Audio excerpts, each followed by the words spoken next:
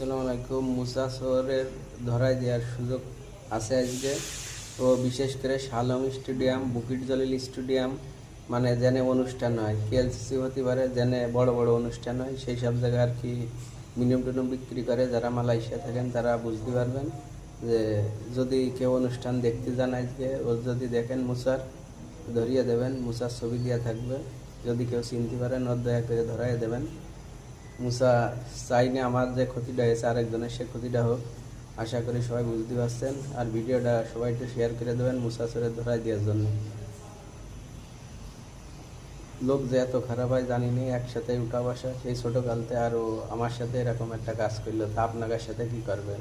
সর্বশেষ তোর বাংলাদেশে ফিরে যেতে হবে, সেই চিন্তাটাও করলো না যে বাংলাদেশের মাটিতে গেলে মুখ দেখাবো কী করে। তার বাপ মার মুখটা এখন কনে গিয়েছে, তার আত্মীয় স্বজনের মুখটা কনে গিয়েছে। মানুষ না অমানুষ, যে এই যে চুরিটা তুই করলি একজনের রুমে ঢুকে, তালা ভেঙে চুরিটা করলি। তুই টাকা চালি, সবসময় টাকা পয়সা তোর দিয়েছি আমি, আর আজকে তুই আমার রুমেই চুরি করলি।